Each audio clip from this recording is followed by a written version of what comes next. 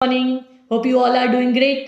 तो आज हम उस क्वेश्चन के बारे में बात करेंगे जो ज़्यादातर रेगुलर स्टूडेंट्स मुझसे पूछते हैं जब वो रेगुलर मोड में प्लान करते हैं एमबीए, पीजीडीएम या पीजीपीएम करने का, और जब वो कैट वगैरह जैसा कोई एंट्रेंस एग्जाम प्रिपेयर करते हैं और उनके पास वेरियस ऑप्शंस आते हैं specifically now after the month of January कि मुझे एमबीए, पीजीडीएम और पीजीपीएम में क्या फ़र्क है, क्या मैं ब्रांड को देखूँ या वो मुझे डिग्री पीजीपीएम दे रही है, पीजीडीएम दे रही है, इसका देखूँ।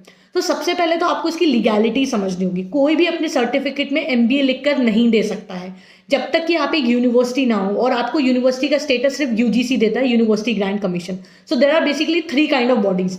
सो वन बॉडी इज, अगर आप यूनिवर्सिटी हो, आपने यूजीसी के अंडर में रेगुलेटर में आप आते हैं तो आप एमबीए लिखकर दे सकते हैं, क्योंकि एमबीए सिर्फ एक यूनिवर्सिटी ही दे सकती है।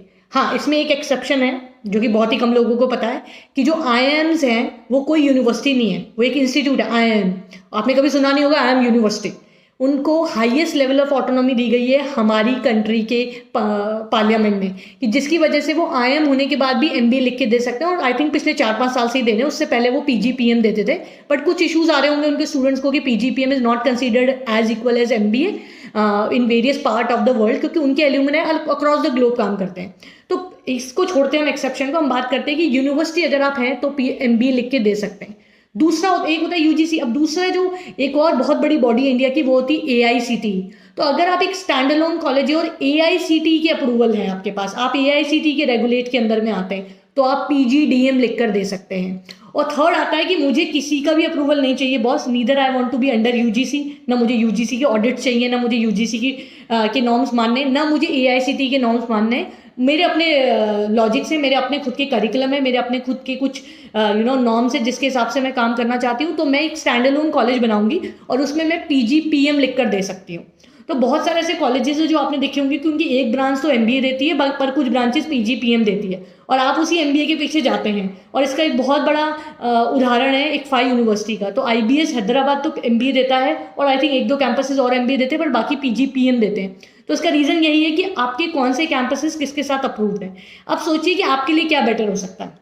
मेरा पर्सनल एक्सपीरियंस ही कहता है एमबीए तो विन विन प्रपोजिशन है, एमबीए होना ही चाहिए, क्योंकि अगर आईएम्स ने भी इतने सालों तक पीजीपीएम देने के बाद एमबीए देने का डिसाइड किया पिछले 4-5 साल से, तो जरूर इसके पीछे कोई रीजन होगा।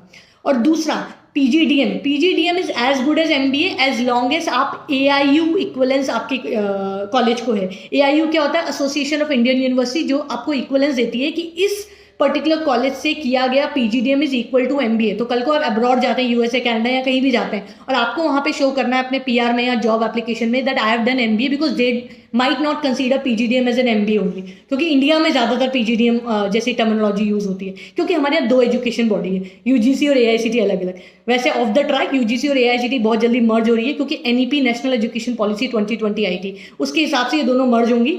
अब देखते हैं कि आगे कैसे होगा। बट एनीवेज फिलहाल का कंडीशन क्या है कि अगर आपको अब्रॉड जाना है या कहीं भी ऐसी जगह जानी है, for example Accenture, Amazon, they might not consider, क्योंकि कुछ स्टूडेंट्स ने मुझे ये फीडबैक दिया है कि उन्होंने पीजीडीएम किया था but they are not considering it as an MBA. तो उस टाइम पे आपके अगर कॉलेज के पास एआईयू इक्वलेंसी है तो आप सिंपली अप्लाई करते हैं, उस इक्वलेंसी से शो करते हैं कि आपका जो पीजीडीएम है वो इक्वल टू एमबीए है।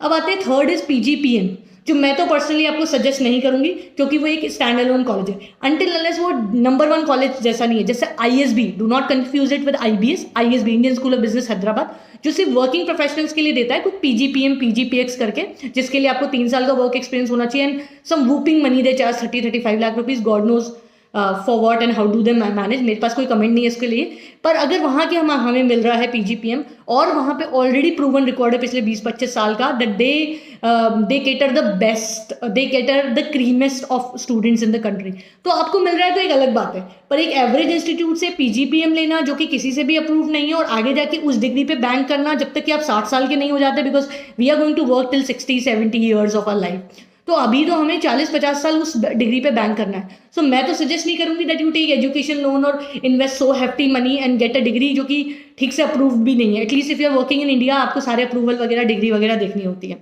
तो yes, I will summarise my video now. So MBA is a win win, क्योंकि वो यूनिवर्सिटी के अंडर में आती है, और जब यूजीसी और एआईसीटी मर्ज होगी तो मुझे लगता है कि यूजीसी का एक अपर हैंड होगा, तो इसलिए ऑटोमेटिकली सारे कॉलेजेस को एमबीए ही, एआईसीटी वाले कॉलेजेस एमबीए में ही मूव कर जाएंगे। दूसरा पीजीडीएम होता है, पीजीडीएम कर सकते हैं अगर एआईयू इक्वलेंसी है, association of Indian university, third is PGPM, which I do not recommend from any average colleges except 1 or 2 which are the best in our country, क्योंकि वो FT रैंकिंग और वर्ल्ड वाइड जो भी ranking होती है उसमें भी बहुत ही बढ़िया उनकी रैंक होती है. तो एक्सेप्शंस हमेशा रहेंगे, जैसे हमने IIMs के केस में डिस्कस किया. But that's my summary about this. Hope ये आपको काफ़ी क्लैरिटी दिया होगा अबाउट दिस. सो ब्रांड भी देखना है हमें, पर डिग्री भी साथ में इसको इस चीज़ को देखकर हम देख सकते हैं, बिकॉज ये हमारे लिए एक बहुत बड़ा इन्वेस्टमेंट है, मनी, टाइम और एफर्ट्स का. Thank you, all the very best, bye bye.